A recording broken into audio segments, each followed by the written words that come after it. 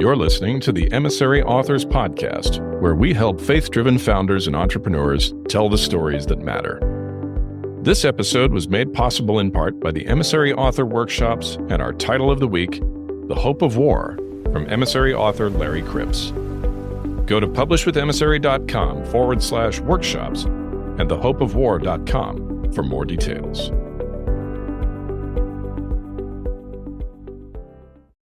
Well, it's time for another episode of the Emissary Podcast. I'm excited to be with you this week. Paul Edwards, along with my co-host and partner in crime, Jason Todd. Jason, welcome back to the show. Good to see you again.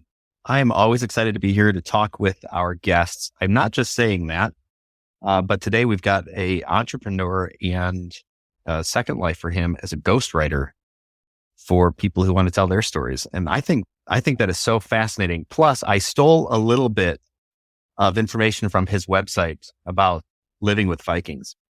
And you cannot just say you live with the Vikings without unpacking it. So welcome, Rick, to the Emissary Authors Podcast. It's awesome to be here. And I love that you started with that. That totally threw me for a little bit of a loop. I was not expecting that in the intro. Well, I always want to keep people on their toes. I figure tap dancing is a good skill. So Take it away. Tell us about this whole Vikings thing. And I think you said eating whale meat or something. I did. And that actually is on the website. You know, it's whenever you meet people, you like to learn some of the things that nobody else knows. And so I put it out there on my website is that I did live with Vikings, and it was during COVID. So, a few things just to give us some context. So, yes, I was an entrepreneur and I write ghostwrite full time. But my truest background is I'm a registered nurse. So I've been an RN for almost 30 years. And when COVID emerged, there was a massive shortage of nurses everywhere.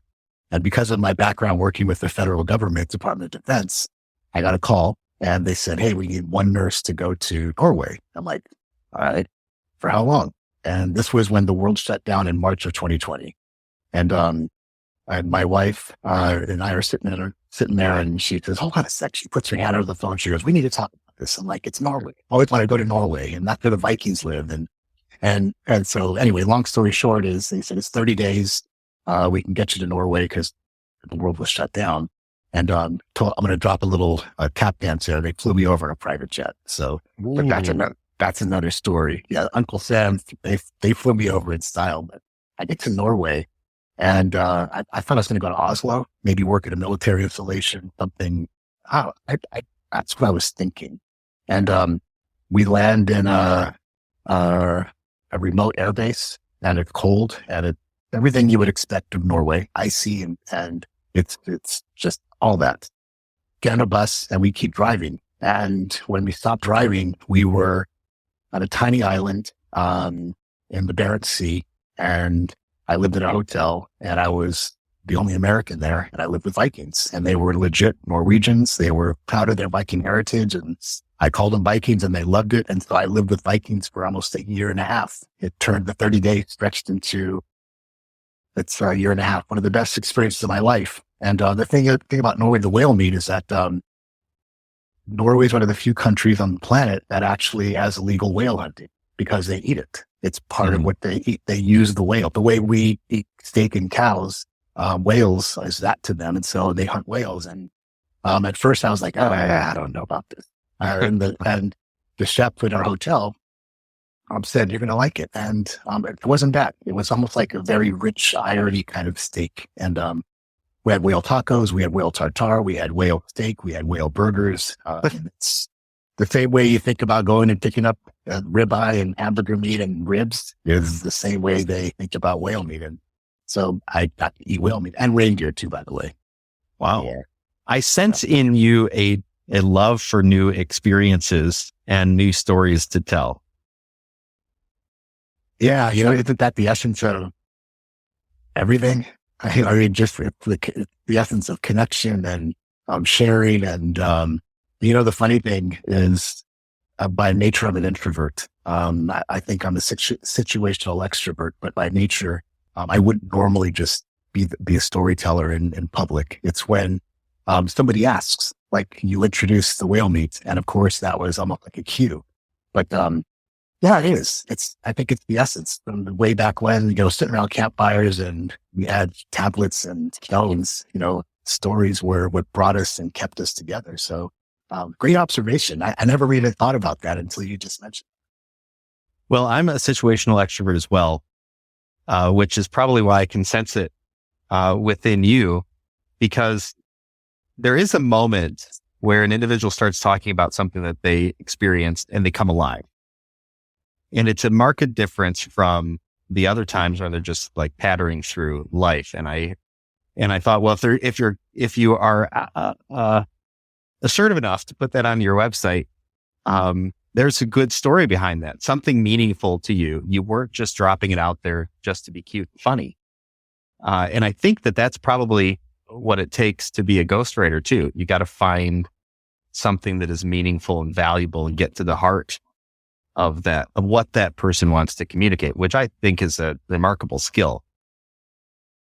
Yeah. I looked at it because I write a lot of notes and just a lot of things. You nailed it. You get to the heart of it. It's not just our own. Just to back up, you're exactly right. I didn't put it up there just to be cute. I thought somebody's going to see that and there's going to be some connection there, whether it's Norwegian or the quirkiness of it or whatever. And that person may be the one who I get to work with. That person may be the one who says, you got to talk to that guy. And so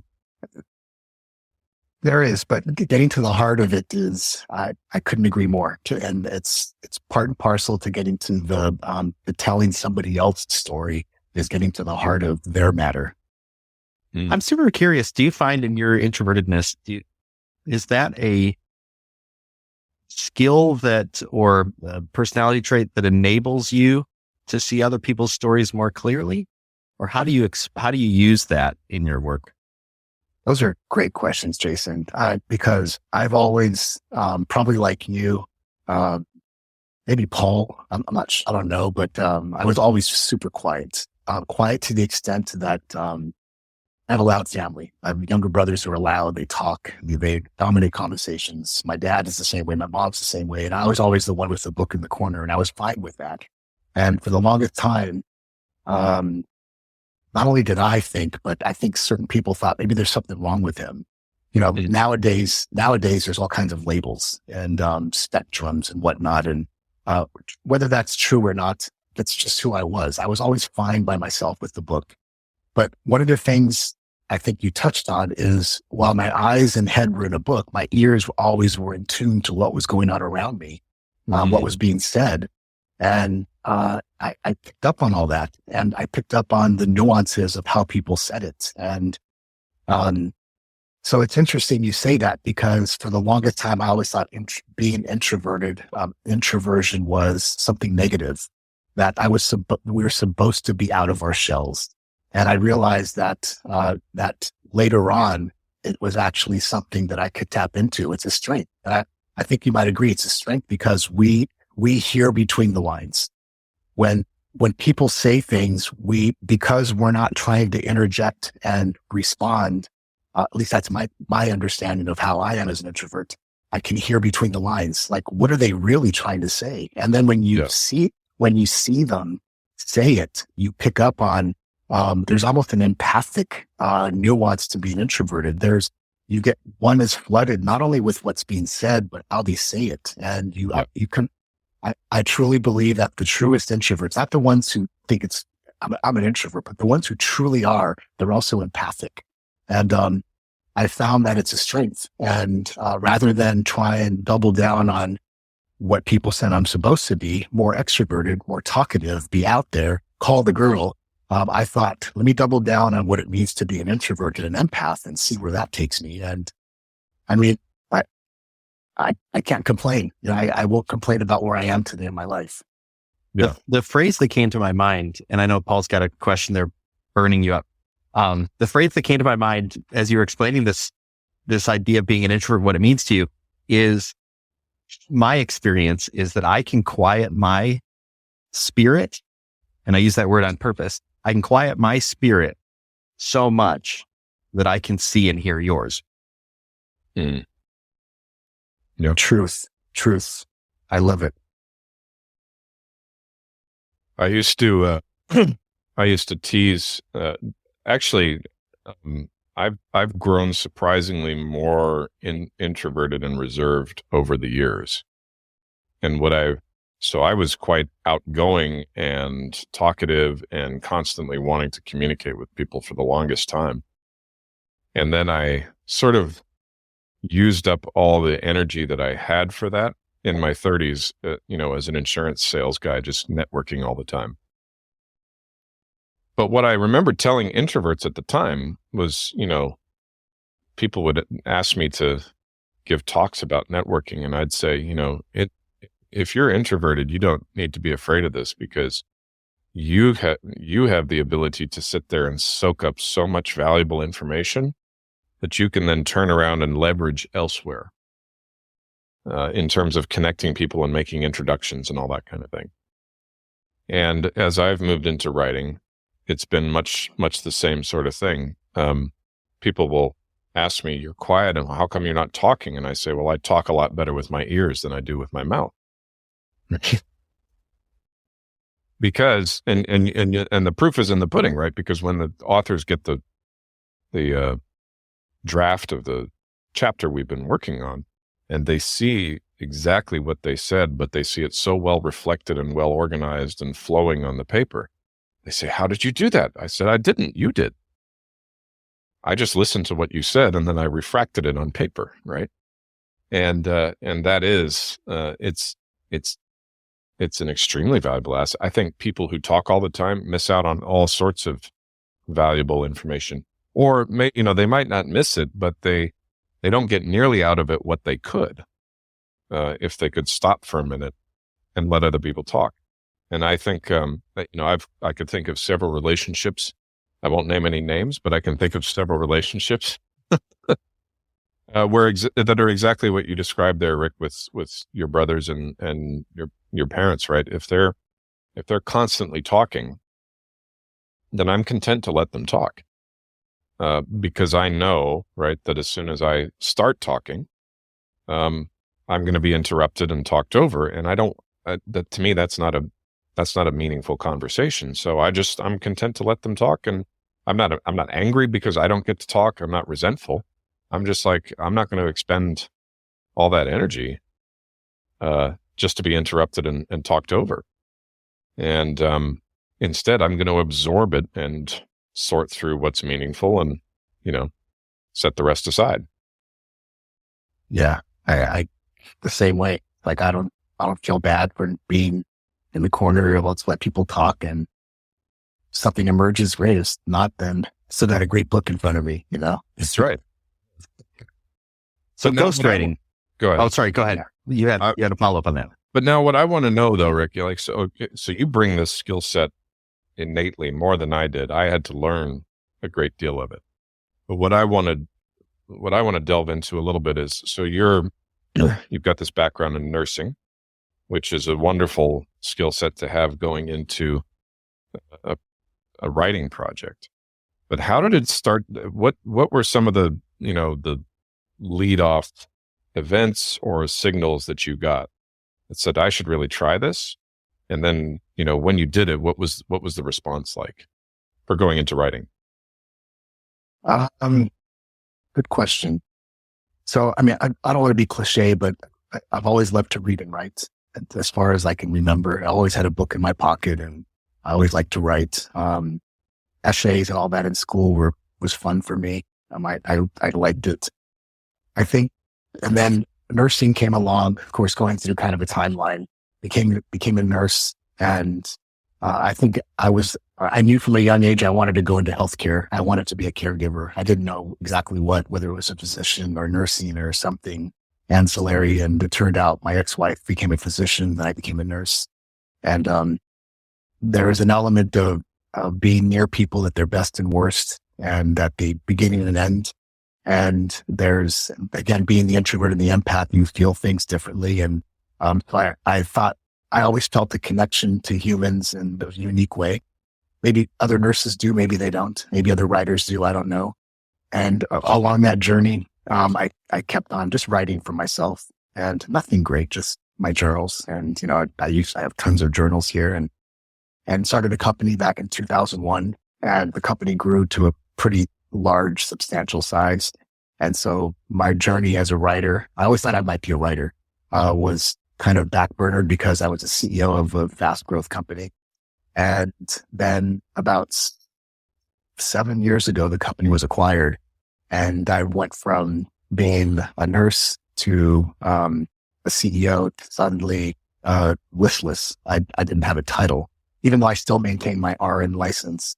I wasn't actively a nurse, and so I suddenly found myself with at the proverbial pinnacle of having exited a company and being in a place where a lot of entrepreneurs dream of being, and empty and lonely. And so I wrote about it. And that was actually my first book. And the ironic thing was, I wasn't confident enough in my ability to write my own book. So I hired a ghostwriter.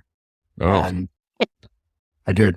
And the ghostwriter helped me do what I didn't feel confident enough in myself to do. And that's write what I was going through, the highs and lows. And so I wrote that story and published the book. And it's still out there on my Amazon page. And I look back and I thought, what a mess. I can't believe I actually published that.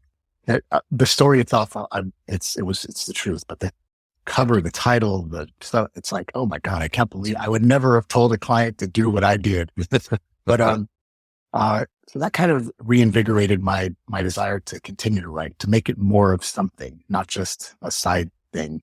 And then COVID, when I found myself isolated with Vikings, isolation, was real. Where I was an extremely isolated place in the world. I had to sign a lengthy NDA, so I couldn't even talk about where I was, even though my family knew. And even I was there to be clear, I was there in the capacity of an American registered nurse. So I wasn't there as a secret agent, but where I was, there was some very distinct work. There was classified work being done there. So I had two choices, and I was alone. I couldn't take my family, so I couldn't take my wife. Is enjoy the scenery, which I did, and eat whale meat, which I did, and write a lot, which I did. So I dove back into my writing, and of course, since the world shut down, here's kind of where the spark emerged that this could be something. I think, Paul, at that time of my life, I was still trying to figure out. And this was my life. This is just a few years ago. sure. I was trying to figure out where I'm supposed to be. I'm in my 50s, and usually I have friends who are retiring, but I'm trying to figure out what am I supposed to be doing with my life? I still look at my life as I'm only at the second quarter. I still have quarter 3 and 4. I'm halfway in my sprint. Yeah. And what am I supposed to do? So I dove into the writing, and I started taking writing courses and worked with coaches to fine tune my personal essays and fine tune my copywriting. I dove into email writing, and then because of my background as a CEO, a lot of my circle were all CEOs, Right. Founders and startup CEOs. And so suddenly they would reach out to me because one of where I was, what are you doing there? That, hey, Rick, I asked that question. How do I maintain connection with my clients? Because I can't meet them anymore. There's no more martini lunches, no more coffee meets. I'm like, send them an email. And they say, well, how do I do that? I'm like, your email list. They're like, what's that? I'm like, okay, scratch that. Send them a newsletter. What's that? I'm like, okay, all the digital assets that you should have had in place to maintain connection with your clients, double down on those. They had nothing in place. And so I said, let me help you write some emails. Let me help you write. And that was my foray into ghostwriting. I started ghostwriting emails and newsletters on behalf of company CEOs, and they hired me to do it from Norway. And they told two friends, like the old commercial, they told two friends and they told two friends. And suddenly I was writing newsletters and then white papers and then articles and publishing on their behalf. And I thought, this is interesting. I'm writing for somebody else, but it was a world I already understood. I understood what it meant to lead a company with hundreds of employees or with millions of dollars in revenue or with payroll things. I understoed that. So I already had a connection to what they were kind of going through, if you will, as founders and CEOs. And then one day somebody said, hey, you've been doing all this stuff. Can you write a book for me? And I'm like a book? And they're like, yeah, a book. What kind of book is there, Rick? And I said, what kind of book? Like how you did it or like how your process goes? And they said, no, I want to write it about, how my journey as a CEO and entrepreneur. And I thought to myself, I guess that was kind of like the book I wrote, 7 years ago. Yep. And what they're asking me to do basically is be the ghostwriter that I had hired to help them. And it's funny how it all kind of connects. And, I said yes. I said yes to a client, and, that's kind of the journey. And I think as I explored all different types of writing and genres, from, essays to all this personal writing to technical writing, because I did do technical writing. I actually wrote bids and proposals for federal contracting firms. I fell in love with the ghostwriting piece. I think that's where I found a footing there. Yeah. I found that writing somebody else's story, I realized the way we kicked off the conversation, that's how I could really tap into and harness everything that people said was wrong with me.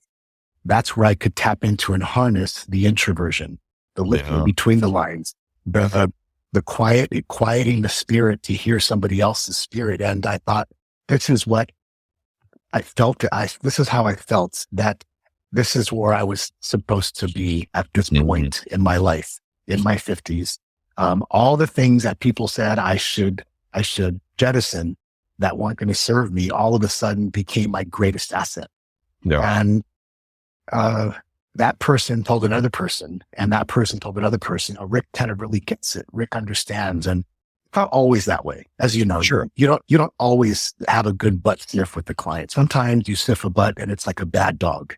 You aren't gonna have a good writing relationship. But that's the nutshell of how it came to be. And that's where I find myself today. And I have the honor, it's a privilege to listen to somebody's heart, their soul, their story, and then put it into words for them, and hoping and praying that they look at this and read it and say, oh, hell yeah. That's what I've been trying to say. So that's my journey so far as of today, ... That's lovely. I was thinking of one of my favorite jokes I like to remind people, and that is that even God uses ghostwriters. Right? All his number one all-time bestseller is fully ghostwritten. Yeah, that's a good one. I like that. So, if he uses them, there's pretty good. There's probably a pretty good reason for it, because there's a guy who can write a perfect, flawless book with no mistakes. Yeah. I'm going to use human ghostwriters. God. That one's free, by the way. You can use that one. I like it. Even God uses ghostwriters. That's a good one. The thing that stands out for me among the many things that we're talking about here is the settling process of all of these disparate components coming together. And like you talk about in your 50s, going, what am I going to be when I grow up? And it's really a combination of all of those things that come together, but you can't force them. They have to just sort of evolve organically. And kind of like a concrete, if you cure it too fast, it's going to be brittle. You have to give it time, and then it's going to be strong. And I feel like that's the same process that is somehow mysteriously at work in your journey. It's there's no such thing as coincidence. I don't believe that. I think everything is preordained, and I believe in God, and whatever one's belief is, that's to them. But I believe that I step into the day that's already been set before me, and it's my job to do my best into it. And it's funny you say all that, Jason, because what emerged for me as you're saying that is force versus flow. Is at a younger age, when I was building the company, it was grind, it was hustle, it was drive, it was this, it was win, like they do you did in Breakfast Club. You got to win, Angie, you got to win. And that was the mantra. My father was a Marine in Vietnam, and I love my dad, and he was a hard driver, successful in his own right. And right now he's in Vegas I think he's going to see the Super Bowl, but it was instilled in me, and I thought that's how it's got to be. You got to force, if there's no path, then you make the path. Yeah. And it worked for a long time. And, there were casualties of that, divorce and missed things, and the things that entrepreneurs say, we don't have to the flip side is being a stay-at-home dad. I could not do that. No offense to stay-at-home dads. I need to be producing. But what emerged for me is, it's so funny you say that, because I was on a call with a client yesterday, and it was a check-in call, and I'm coaching her through a book, so it's not a ghost client. And she said, Rick, a light just went off in my head when I listened to a recording you sent to me, because I've been trying to force this to come out. I've been trying to force. And she said, then I went to my jujitsu. She practices jujitsu. And she goes, in jujitsu, we never force, we move with the flow. And she goes, I realized that if I could just apply that flow to my life and to the book I'm trying to get out, it would be easier. She goes, and I did, and it was. And so you're right. When you say force, you're saying that whole force thing. I'm like, oh my God, not only was it brought to my consciousness just 24 hours ago right now, but I realized that I was also a victim of that. I was trying to force things when can't look back, right? But I always wondered, what if I had just gone with the flow, stepped into what was supposed to have been? I don't know, but yeah, those are great observations, and I love this. I love where this conversation is going so far. So as you ghostwrite other people's stories, how do you manage that force versus flow spectrum for yourself? That's, so two ways I look at that. One is, a lot of folks, there's a lot of folks out there talk about writer's block, and you have to be in a mood, or you have to be in the spirit, you have to be in the flow to, it's creative. And while that's all true, there's a point though where, let me give you an example. If a pipe in my house breaks and, I need it fixed, and I call a plumber and he shows up, if he ever said, or she, Rick, I can't do it today, I have plumber's block, I would say, My point is that as a ghostwriter, I'm hired to do a job. Yeah. Whether I'm in flow or not, that's not the problem of the person stroking the check to me. It's my problem. So sometimes I do have to force it. And that might mean, setting my alarm earlier, which I don't like to do. It might mean canceling something. It might mean that this isn't my normal writing time, but son of a bitch, this girl wrote me a check. I've got to fix the plumbing. I cannot say I've got writer's block. I cannot say, so that's one way I look at force versus flow. But at the point where me personally, speaking for myself, when I sit down to write, I have to find the flow. I have to. And there are things that I'll do. I listen to white noise. I don't have a playlist. I literally put, a headset, much like yours, Jason. It's noise canceling and it's white noise. And for whatever reason, just that white nothingness, it's like everybody has their thing, but that just clears everything. It's almost like a rushing water stream that clears all the junk out of my head. So when I look up at my other screen and see the story I'm writing, I'm like, now that fills the space. Yeah. Force versus flow. It's so many applications, I think, for writers and ghostwriters, and we all deal with their face differently. Shameless plug for noise canceling headphones. Noise canceling headphones revolutionized my life, because I would find myself at a coffee shop with my noise canceling headphones on, sometimes not listening to anything, or just I think a year ago, I was traveling off into New Jersey area and ended up back at home. I had traveled, I think 20 hours or something like that, slept overnight at the airport and all this other nonsense. And on the bus ride back to my house, my headphones shut off. And I was like, oh, I still have headphones on? I had forgotten that my headphones went on like 15 hours earlier. And it was the most blissful experience. Before the broadcast, we were talking about being in a deserted airport. That airport might as well have been deserted for me. The train ride might as well have been deserted, because I didn't hear any of those inputs that I didn't agree to, and that's all that cacophony of sound for me. So yes, shameless plug for noise canceling headphones if you're ever in You ever need to focus? Yeah, we have an affiliate link, by the way, to Jason's recommend. Yeah. My Bose QC35s. Yeah.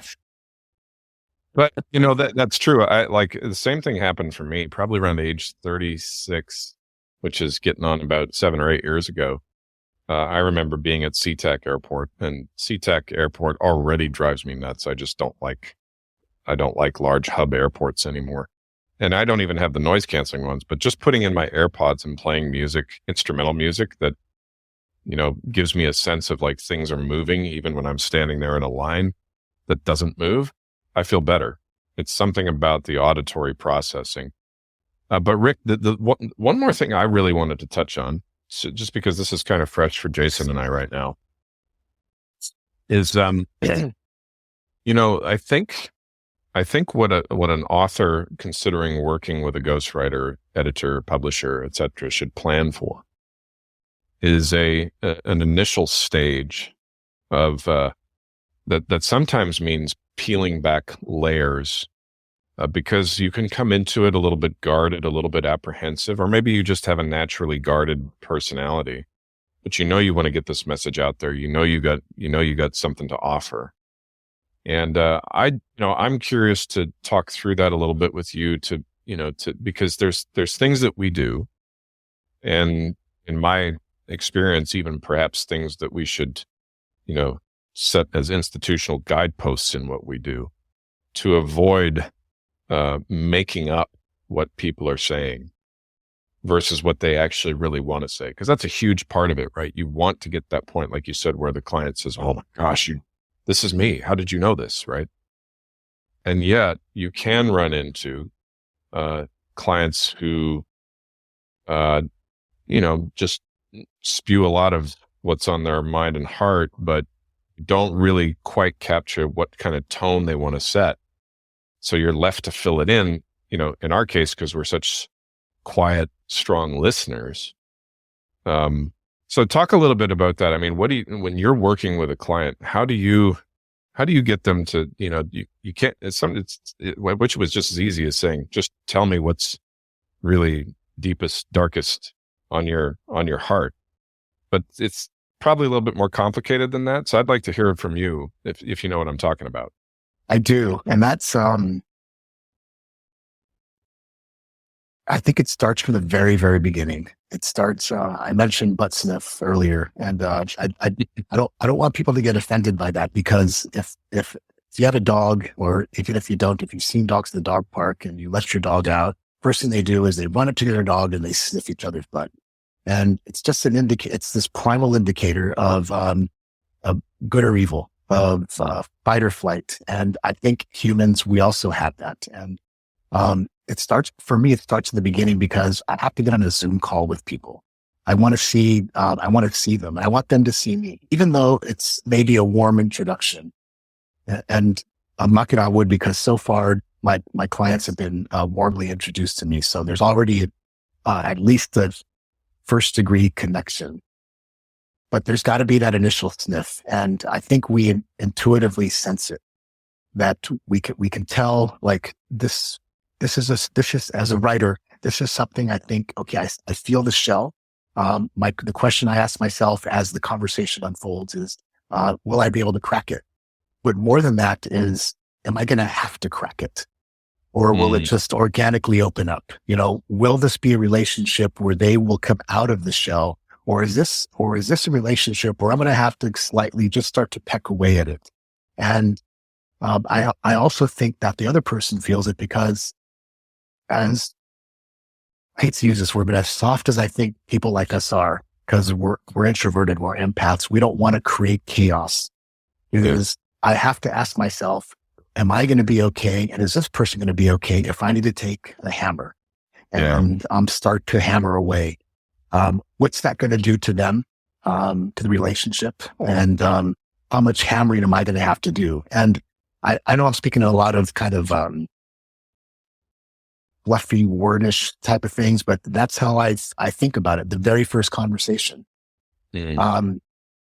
This may seem also cliche, but there's the whole 5 why thing. You ask why 5 times. And real story. I talked with somebody and we got to the point and they were telling me a story about something that was very personal to them. And I asked them why it's so personal. They said, oh, because it reminds me of yada, yada, yada. Very here, very like, this is what I tell. Level. Yeah, surfacey. And I said, well, why is that important to you? And she said, well, I just told you it's because I did. And I'm like, okay. I'm like, all right, I don't want to have this. That's when I started to think, do I need to bring the hammer out? Or do I just let it go because this is a negative butt sniff test? And good person, a person I could be friends with, grab a drink with or whatever. She was super nice and very warm introduction. And it's like, well, why is that important to you? And then it stayed too surfacey. And I said, can I tell you when I'm asking you why? And she said, yeah, sure. And to what Jason said earlier is as I was telling her why I was asking, she was interjecting. And I'm like, you want to hear? And that's when I think a little bit of flippancy came out of me. Cause I'm like, I'm bringing the sledgehammer out now, period. It's sledgehammer time and we're going to be friends, or it's sledgehammer time and she is going to see this is where he's trying to take me. This is where I need to go. Or she's going to say, I just exposed something about me that I don't want to expose and we're not going to go there. So, I don't know how to tactically write that out for somebody who says. No, it's not a procedure. No. Yeah, it's not a procedure. It's not a, if you want to really connect as a client, here's 4 things you got to do. It's not, I think it's something innate and intuitive. And, on the flip side is the whole 5 why things. And it works for me because when you just ask and step away, often magic happens, a real conversation. I met with 2 young men and this was not about a book. This was about their story. And they had formed a company. They were not young men, they were in their 30s. And, we met I'm pointing like you're here, downstairs in a coffee shop. And, they wanted to, I would mentor companies. And, this was before I was ghostwriting. And they wanted to share their idea and the efficacy. Could they make something of it? And so one of them was talkative. He was the voice. The other one kind of sat there, was a listener. And the talker was like, man, we're going to conquer the world. We're going to do this, we're going to do that. I'm like, okay, cool. I said, why does it matter so much to you though? And, he went on, I said, I want to hear from you. I want him to tell me. To talk, yeah. And, he said something, he goes, yeah, what he said, we want to be number 1. We want to be this. I'm like, I got it. And I said, well, why is that so important? And Taki goes, and I'm like, time out. I said, I got it. I said, tell me. And he said, because, I've been working at this job. He was a salesman for a local sports team. And, I've been working at it for a while and I can't seem to make the advancements I know I deserve. I'm like, all right, cool. I said, well, why is that so important? I said, him. I said, the rule of the game, he's going to answer, you live it. And I said, first of all, before he answered, did you know that about him? He goes, no. I was like, all right, he's an answer. So ask him again. He said, I got a family. My wife, we want to have another kid and my wife, she's ready to kind of, be the stay-at-home mom. And I said, okay, so why is that important to you? And, it got deeper, but you could just feel it to get deep. And the final time when he talked about his family and his kids and there was just a shift. Even walkie-talkie felt the shift. And even walkie-talkie just sat there and was looking at his partner like, holy shit. And, like, well, why is that so important to you? And, we started crying and we're in a coffee shop downstairs and it wasn't the intention. It was, but it wasn't. He started crying and not bawling, but you could see the tears coming out and just a grown man with children, as a career. And he said, because when I was a kid, he goes, I'll never forget, my mom worked so hard for us, me and my little brother. And we used to think it was fun sleeping in the car until the day I realized that we didn't have a home. And my mom would take us to school. She'd open the back door and then she'd go to work. And then we'd have to meet back at the car. And we lived that way for whatever. Point is, that was his story. He goes, I don't ever want my family to have to live in a car. And I said, that's your why.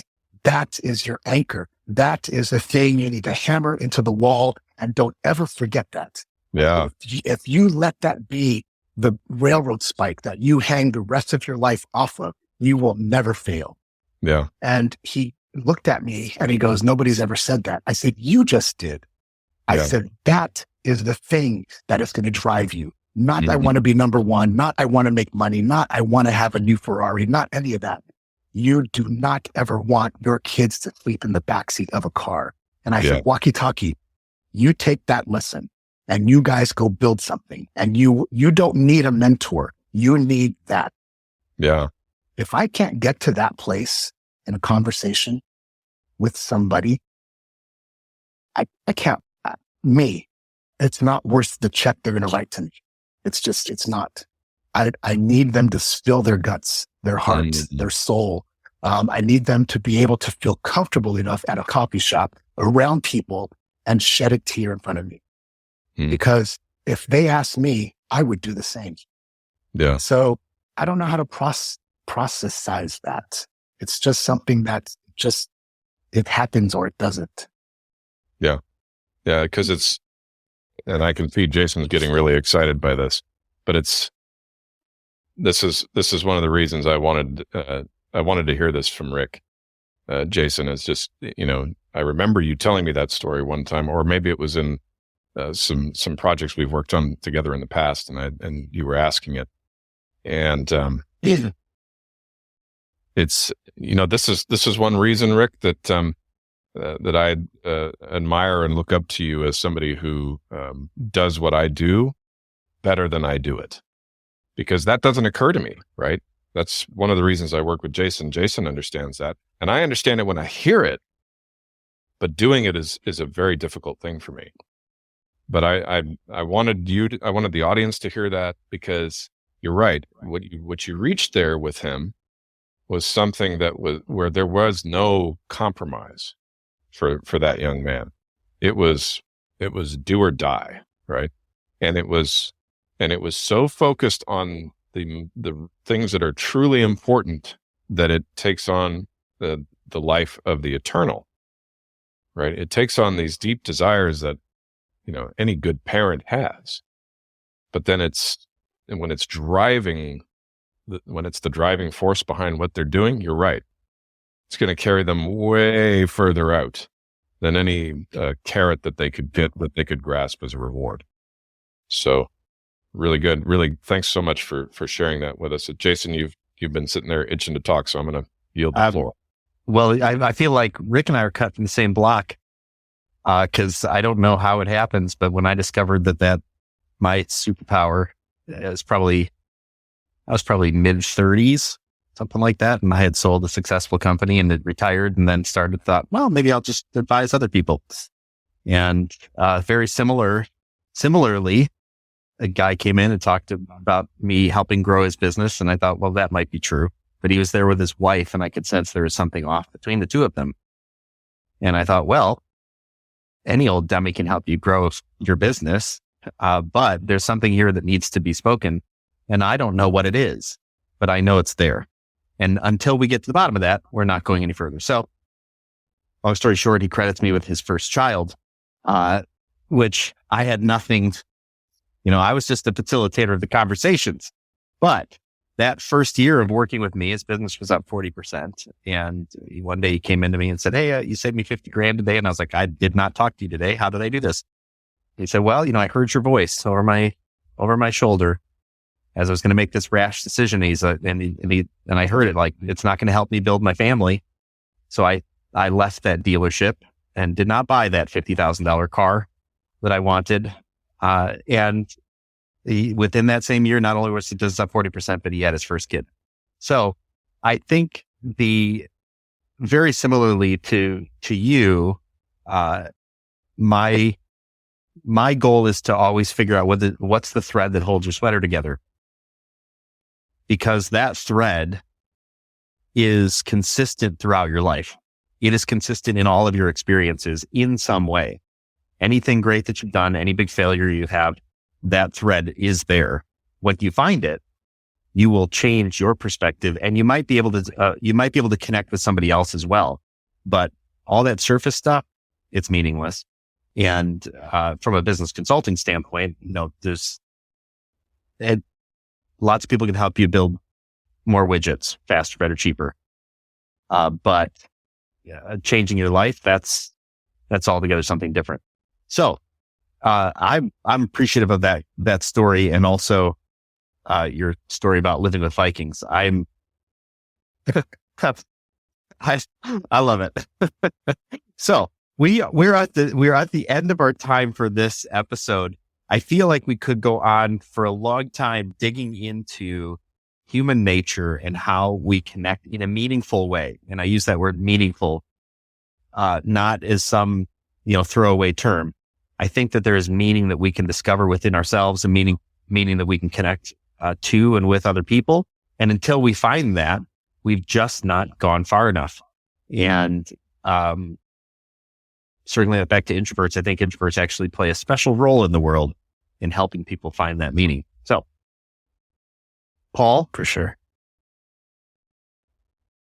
Rick, it's been so good to have you joining us on the podcast today. If people want to learn more about you and the services that you offer and read about the Viking story, where should we send them? The easiest place is just to go to it's the rudimentary website, therickmartinez.com. It's just the with my name, therickmartinez.com. All right. Well, we've been blessed by your presence, my friend, and I'm looking forward to seeing you again sometime soon. But in the meantime, this has been the Emissary Authors Podcast, where we help faith-driven founders, CEOs, and entrepreneurs tell the stories that matter. My name's Paul Edwards. Our guest is Rick Martinez, and my co-host Jason Todd. We will see you next time. Thanks, y'all.